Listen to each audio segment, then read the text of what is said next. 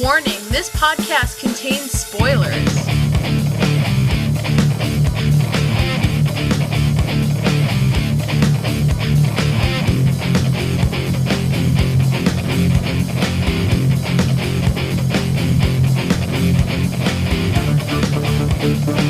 Hello everyone, and welcome to the As Seen on TV podcast for Arrow Season 3, Episode 7, Draw Back Your Bow. I am your host, Clio, and welcome to the One Woman Podcast.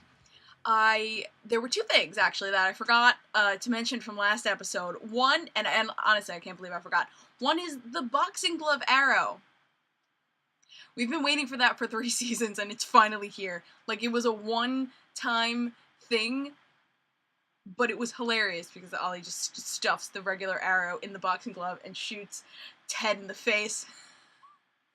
It's great. It was great. It's all I wanted. Just a little nod to the old the cartoon arrows that Ollie used.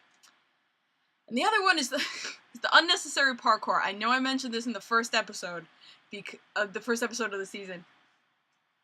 Because in that episode, when the first scene, they're chasing the truck, and Ollie does an unnecessary parkour flip from the trailer part of the truck to the cockpit part of the truck. Just an unnecessary parkour flip, and I'm just like, dude, you could have just jumped. And it's not the first time that Roy has done this either. See, now that Ray Palmer has been taking a bigger role in the episodes, I'm confusing Roy and Ray. I should just start calling them Arsenal and Adam. That's what I should do.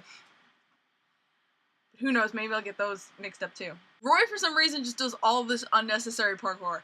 And he did it last episode. He like ran up to Isaac, did like a flip in order to kick him in the face, and it's like, was that necessary? You could just kicked him. Just had to mention the unnecessary parkour. So let's get to this episode. Cupid was not as terrible as I thought she was going to be. I thought she was going to be lame and dumb and just stupid, but she was pretty cool. Of course, she was legitimately mentally ill, which actually made her a scarier opponent. But she had mad skills. Sorry. She kicked the shit out of Roy just immediately and gave Ollie such a run for his money. Seriously, she was just very cool. I was impressed with her. So Carrie's former CI, Carrie is Cupid, Carrie Cutter. Her former CI, because she used to be a cop, before they fired her because she had mental issues. She used her CI to track down Ollie's hideout underneath Club Verdant. He got like an approximate location, but it was basically all signs pointing towards the club. And he said, I don't know why anyone hasn't tried to do this. Because he was like, oh yeah, it's a super simple algorithm. And that's a little scary, because what if people do start thinking to do this, especially his enemies? I mean, we saw what a friend did when she found out, but I mean, if an enemy finds out where he's up, it's definitely going to put Thea in danger. Wait, yes, Thea. It's definitely going to put Thea in danger, and it could put the whole team in danger. And a lot of innocent people now that the club is open again. So it's not going to be good. I think that's a foreshadowing that someone in the future is going to try to find him this way and is going to succeed. I mean, you just use logic and math, and you found the location. When Ollie finally does best Carrie, Diggle sends her to Argus to be part of the Suicide Squad. And in so explaining this, Diggle says she's crazier than the last lady they had there. If any of you remember, the last time we saw the Suicide Squad, there was a tease of Harley Quinn. She was in one of the cells, and she did the voice! I didn't do the voice. That sounded like a Jewish grandma. Can't do Harley Quinn's voice, but it was definitely Harley Quinn in one of those cells. We didn't get to see her. We just heard her voice and maybe an outline of her pigtails. I don't remember, but that means that Diggle talked about her in the past tense, meaning she's either dead, which is no, she's not dead. She broke out. Harley Quinn broke out of Argus's facilities. And just hearing that, putting those things together, I was just laughing. I was like, oh my god, of course she did. Of course Harley Quinn breaks out. So, yeah, we haven't actually heard from the Suicide Squad in a while, so I'm pretty sure that means that we're going to see them soon. And it makes sense because we're coming to a head with all this Argus stuff. Both with the information we're getting in the flashbacks and stuff in modern day, and Argus is coming up in the next episode. We're going to have a lot of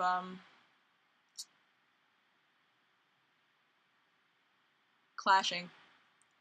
And I think Argus might be taken down soon. I've said this before, but I think Argus needs to be dismantled. Argus is actually a real company. I just looked it up. It's software management. Wait, hold on. Argus is a software company in real life. Argus is a vague yet menacing government agency. And I really think that with all the things that have happened with Argus recently, and I think definitely what we can deduce from the flashbacks is that Amanda Waller's past is going to be brought to light, and we're going to see some stuff that'll compromise her, because Ollie from the get-go never trusted her. Obviously, he had met her before. He knew her. He didn't like her. He was being kept captive by her. But, yeah, since it is a government agency, I think it's going to come under scrutiny and they're going to have to disband. But Amanda Waller is known in the DCU to have led other agencies, other shady government agencies. So even if Argus is disbanded, which I think it will be soon, she's not going anywhere. She's just moving, getting another agency with a different name, doing the same sort of shit. Ray and Felicity. They are so cute. They're adorable. They're like great. And if they had stayed platonic for a little longer, I would have been totally fine with that. I think, especially in Felicity's situation, it may have been better for her if things went a little slower, but it was super cute and they're adorable. And her nerding out over the dress and the necklace was like just great. Because she's a giant computer nerd, but we see she's fashionable. She knows her stuff. Look at her mom. She understands fashion, so and it's nice to see that side of her, that, you know, she gets to nerd out over a dress. Obviously, Ollie's not going to take it very well. The first punch to the nuts for Ollie was Ray Palmer announcing that he was changing the name of Queen Consolidated to Palmer Technologies. Ouch. Yeah. That came pretty quickly. I didn't think that was going to happen. I thought he was going to keep it as Queen Consolidated just, you know, for the name. But he seems to really want to put himself out there, his name and everything. And yeah, I think there's so much more to learn from Ray, and we're going to get to the super mind-blowing thing in a little bit. But yeah, so Ollie's obviously not happy, and it's affecting his work. Especially with a love-crazed psycho killing people for him. You know, you'd be a little on edge too. But Diggle tries to be mediator. And I think he made a mistake going to Felicity first. He should have went and talked to Ollie first. But he sort of just let Ollie walk away. I guess he wanted to let him blow off steam. But I don't think Diggle going to Felicity was fair. He handled it very well. To his credit, he handled it very well. He was very polite, and what he was saying was not offensive. But the underlying point of his conversation with Felicity was, yeah, Ollie's broken up, and you're doing this. Look what this is doing to him. It's like, hold on. First off, grown-ass adults. And Felicity had a perfectly good, like, what she said was, well, if he has a problem, he needs to tell me. Listen. We're going back to the listen thing now. I've known people who will not tell you what they're thinking, even if they're, like, very hurt by your actions. They just won't tell you. And that's a problem, and it's not your fault because they're not telling you. You know, and Felicity has every right to say, he didn't tell me, he's not telling me something's wrong, so I'm just gonna do me. And it's like, yes, that should be how people interact, but Diggle had a point. You could put a gun to Ollie's head and he wouldn't talk about his feelings. But that's not Felicity's fault. That was where Diggle... I think Diggle wanted to start the healing process and tell Felicity, you know, hey, this is what's going on. But when you tell someone, it's like, your actions are making this person crazy, it's like, no, that person is crazy. It's got nothing to do with me, that person's crazy. And that's that. And by the time Ollie, you know, scooped his manhood out from the gutter and went to go talk to Felicity, it was too late. Smooches, smooches, smooches, smooches. Although smooches don't mean much, really, but it hurt Ollie to a point where he gave up. And he's going to shut himself in this little corner and not let anyone in, and that's going to be a problem. It's going to be a problem. This is not the last. This is not the last that we're going to see of this conflict, especially when Ray comes onto the vigilante scene, because we know that's going to happen soon. Probably sooner than any of us think. So yeah. The Atom suit. We see at the end that, and I didn't catch this, I had to go read it. I had to go read it somewhere. But Ray was looking at OMAC files reappropriated for an Atom exosuit. If you're not familiar with those terms from the comics, I'm going to talk a lot about it right now. Atom is Ray Palmer's superhero name. He is the Atom. He changes his atomic structure big and small. He goes whoop, whoop. He can shrink down to teeny, tiny cellular level. So he can be really, really small. And that's helpful if you're a scientist. Let's face it, it's just helpful if you're a scientist. And if it was just, hey, here, look at the Atom suit, that would have been, you know, enough of a teaser for me. If you don't know what OMAC is, OMAC, there are a few iterations of OMAC. There was, in the old comics, his name was Buddy Blank, and he was sort of a super cyborg human person akin to future Captain America. And then it was changed to be just cyborgs, called the OMAC Project, and OMAC originally stood for Observational Meta-Human Activity Construct, but it was changed to Omni Mind and Community, so it's sort of like a hive mind robot thing. OMAC in the old comics, and then the OMAC Project in sort of newer comics. I actually broke these out because I'm gonna read them again. So the Atom suit sort of looks like this guy here, the OMAC suit, the OMAC cyborgs. But the interesting, and the article I'm referencing is from comicbook.com. Arrow, closer look at Palmer's Atom costume with comments from Brandon Roth. So that's the article on comicbook.com that I'm referencing right now. Atom is an acronym, just like OMAC is. So they are wondering whether the OM in Atom could stand for the one-man part of the one-man army, core, OMAC, which would be interesting, but we also don't know what the AT stands for, and there's maybe like atomic transference of one man or something like that. Yeah, that sounds right. Something. But ATOM is an acronym, and that's interesting to keep in mind. The hype is real.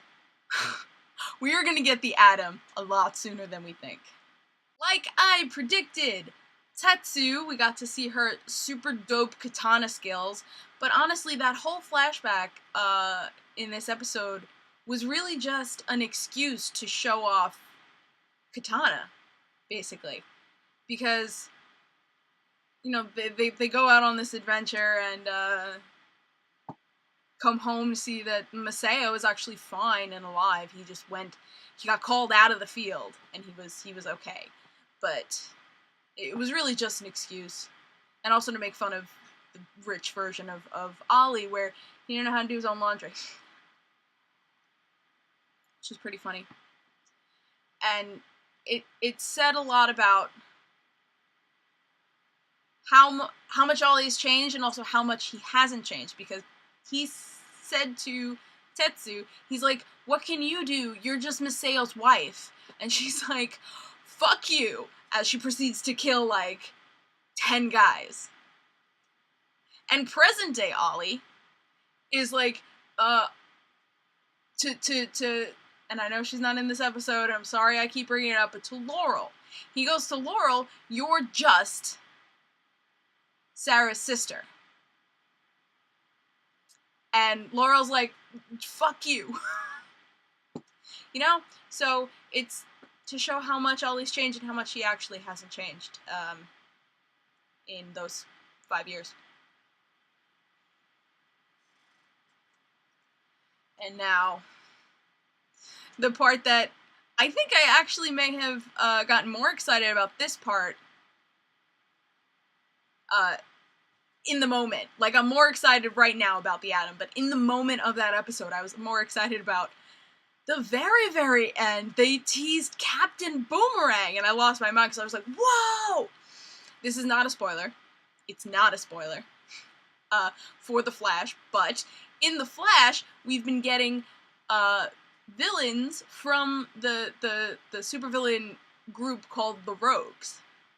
And Captain Boomerang is part of the Rogues, and I was convinced that we were gonna get him on The Flash, but we got him in Arrow first, just in time for the Brave and the Bold crossover next week.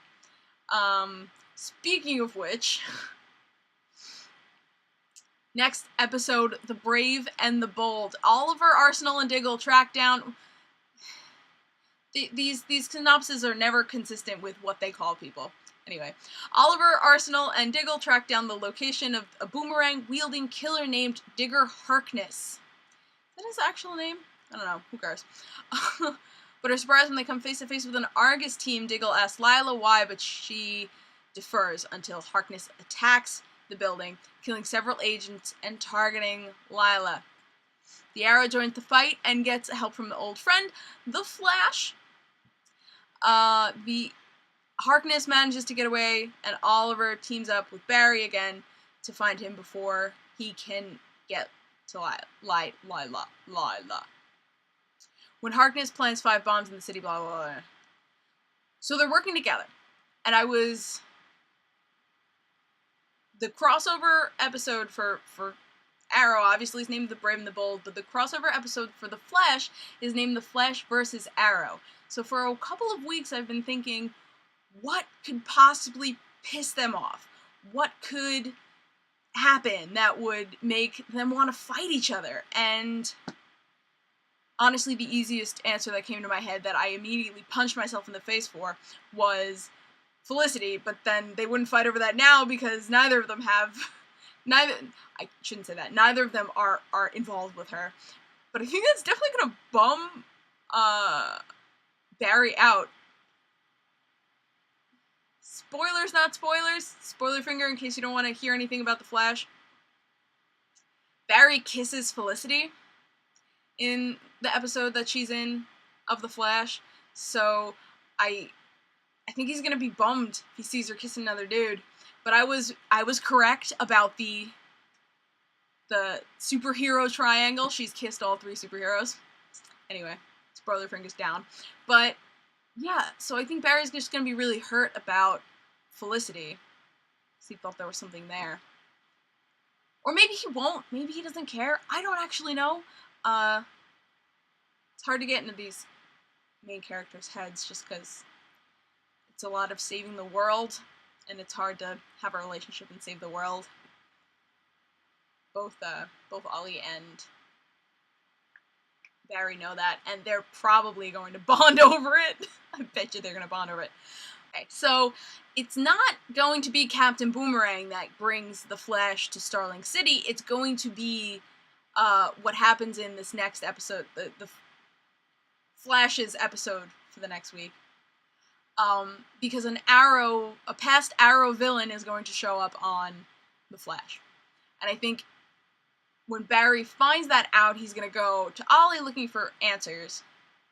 They're going to team up against Boomerang, but something with the team up is going to make Barry mad. Or Ollie mad. And they're going to be mad at each other and they're going to fight. Basically. I think it's going to be... I hope it's not a stupid reason. Oh, there was something I wanted to say about OMAC. That I forgot. Because, it seems like, Ray pulled up files, and he's obviously using Queen Consolidated Resources, and probably Queen Consolidated Research, to build this Atom project. And I think that Atom is the way he wants to change Starling City. With the Atom. With his invention that he's working on. And that's why he wanted the mine from that dude, because there's something specific, and I forgot what specific... Is it a meteorite? A meteorite or some form of ore, some mineral that he needs to make this suit. And I think it's the key to making it shrink. But the OMAC project seems to have been a Queen Consolidated project that was abandoned, probably when Ollie's father died. I bet that it goes back to Ollie's father, that was his project that got abandoned when he died. So we might have some scandal here if Ollie learns of it, if Barry learns of it, if this becomes a thing, there might be some problems brewing there. But, yeah, I really can't think of why. Maybe Argus, maybe something with Argus is gonna make Flash and Arrow clash. I don't know. I think we'll have a more solid, I think I'll have a more solid theory after the next episode of The Flash. And we'll obviously definitely know after the next episode of Arrow, because it's gonna go new episode of The Flash, The Brave and the Bold, then The Flash versus the Arrow. Those are the next 3 episodes in these 2 shows that we have coming up. So, yeah. This crossover arc is going to be pretty cool. They're hyping it mad.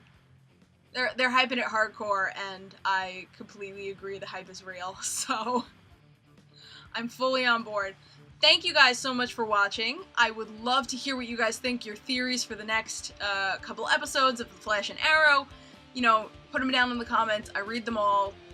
A shout out to Danette, who actually did comment last week. Thank you. Comment again. Let me know what you think.